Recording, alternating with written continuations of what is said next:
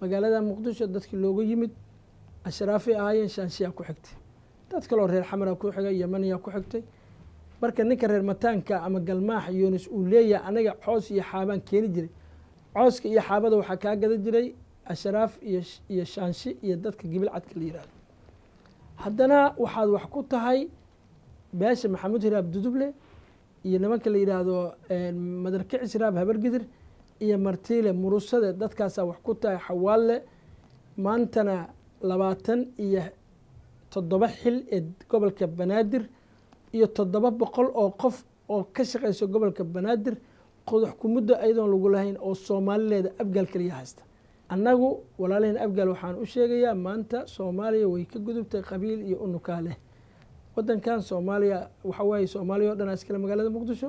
nin hargeysa ka yimid iyo nin boorama ka yimid iyo nin burca ka yimid iyo nin boosaaso ka yimid iyo nin garowe ka yimid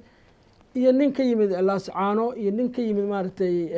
magaalada la yidhaahdo xudur iyo waajid iyo baydhabo iyo burakabo iyo baraaw inuu muqdisho guddoomiye ka noqdo xil ka qabto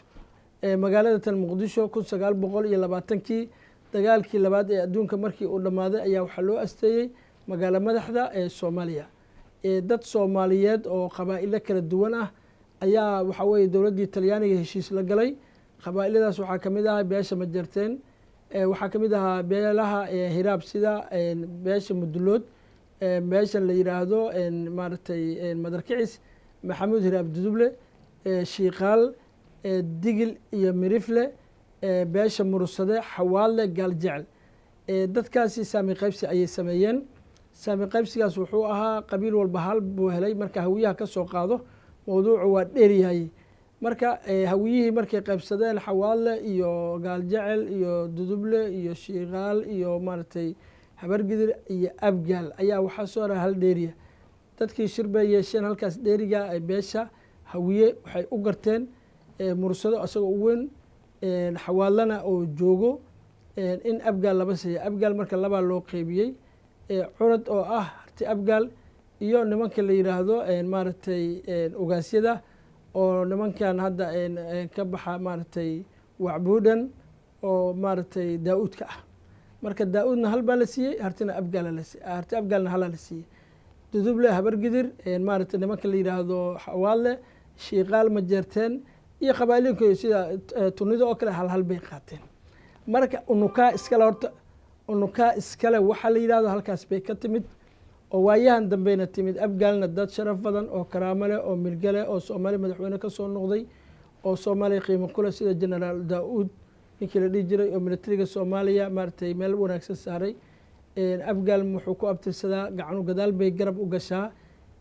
muduloodu ku abtirsadaa muduloodna waxa waaye curadkii hiraab waay annagu markaan nahay beesha duduble oo aniga aan ku abtirsado iyo beesha habargidir iyo shiiqaalna waxaa laisku yidhaha hiraab hiraab dhaama la yidhaha dhaamo gorgaate dhaame iyo digil heshiisay wada galeen gobolkan banaadir inay wada leeyihiin soomaali maaragtay gobolkan uu leeyahay ayaga nin walba ninkuu meeshuu taga ay heshiis iyo nabadgelyo ay ku noolaadaan dokumentigaas waxaa u kala qoraya nin la yidhaahdo abuukar duduble oo duduble ah oo maqlisama oo reer nuur ah wiilkiisa garyaqaan mukhtaar nuur duduble aabihiis iyo awowgiis labadaasi ahaayeen aabbeena 1940kii cusboonaysiinkii ayuu soo galay asagoo markaas nin oo darajada corneel ee talyaaniga haysta meesha la yidhaahdo tuulo cigalahole oo xuduudda maaragtay gobolka banaadira halkaasaa loo isteeyey kaaba qabiil buu ah heshiisuu galay maaragtay halkaasu wuxuu ka noqday maaragtay xuduuddii iyo magacnu ku helay oo hadda la yidhahdo cigalahole leego biri weyne belidogle markaa kadibaa la sameeyey asagaana sabab u ahaa walow rag kale oo soomaaliyeed ay markaasna juhdigaas ay garab ku siinayeen marka magaaladaas muqdisho waxa waaye xuduuddeeda waa tuulo cigalahole 136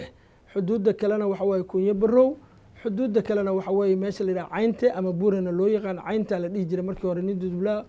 oo maxamed camala oo nimanka la yidhaahdo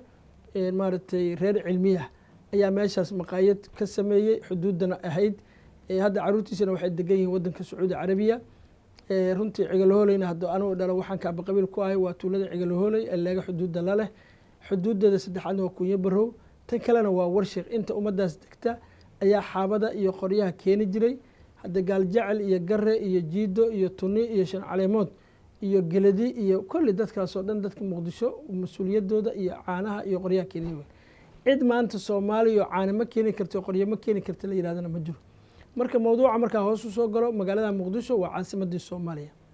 soomaalida fahmeen mar bay khatar gashay ee garow in caasimad laga dhiga ay ku sigatay xilligii shariif, laakiin dad soomaaliyeed oo aqoon leh oo soomaali ku jira ayaa diiday, oo xataa puntland ku jireen. xamar waa magaalo madax soomaaliyeed, shuruudahaasna caalamkiyaa firiyo u buuxsay 1920kii ayaa loo asteeyey.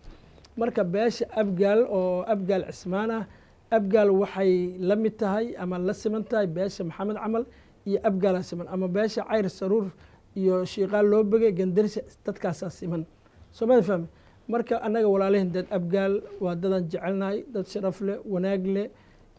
kuna fiican hogaanka sare ee dowladnimada soomaaliya. waxaa soo maray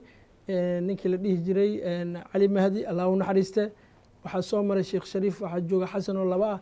dad dowladnimada iyo wanaagga iyo horumarka ku wanaagsan weeye. gudoomiyaha gobolka mar walba soo mara. gudoomiyihii ugu horreeyey marka aan dib u noqday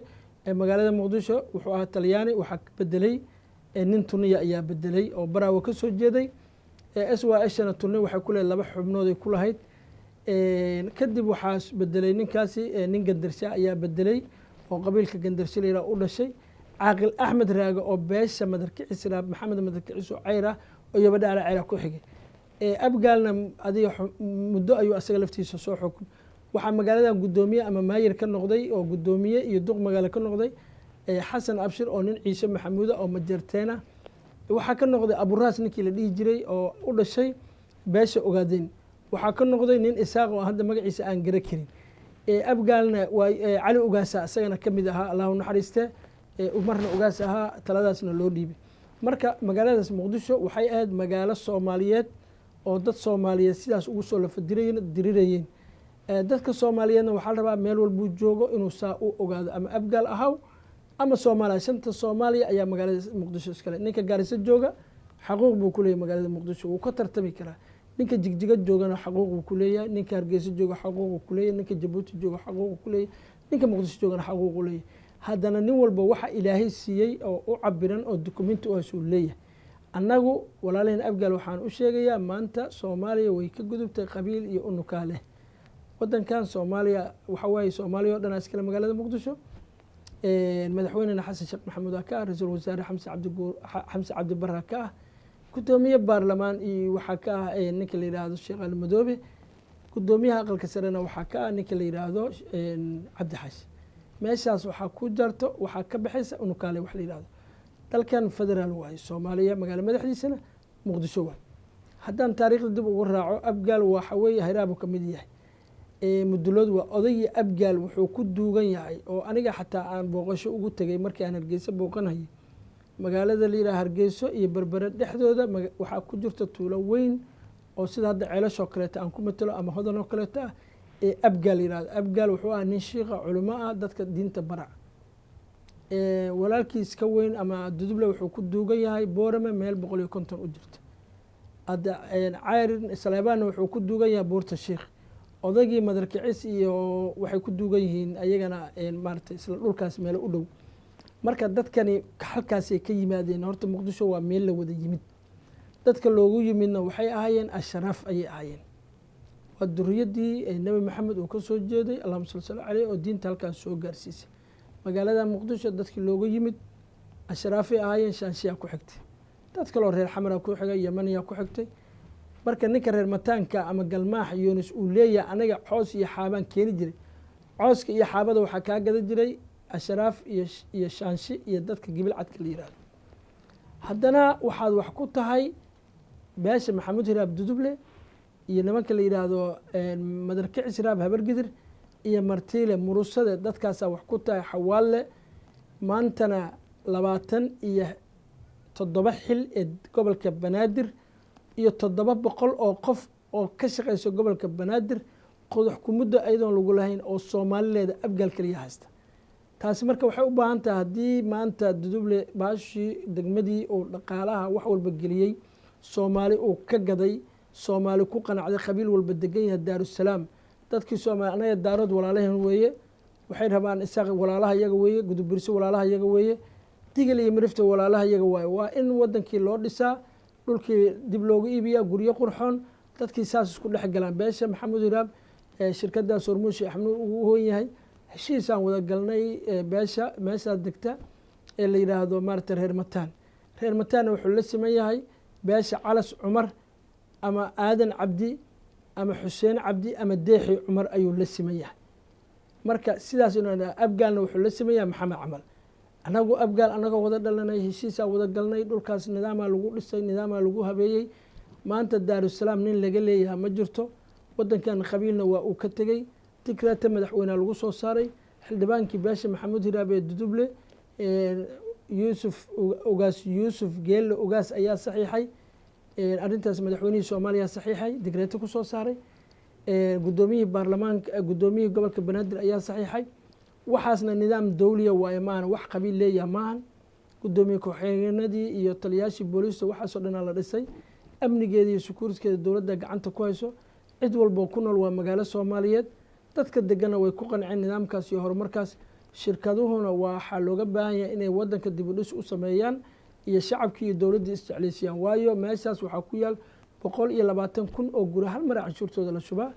lacagta ugu badan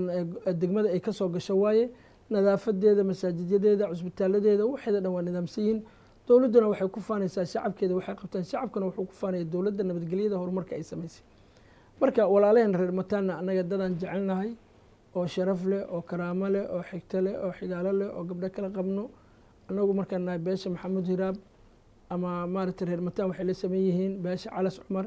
ama deexi cumar ama aadan cabdi ama xuseen cabdi dadkaasay la sameyn yihiin runtii heshiisaan galnay wada dhalashaa wanaaga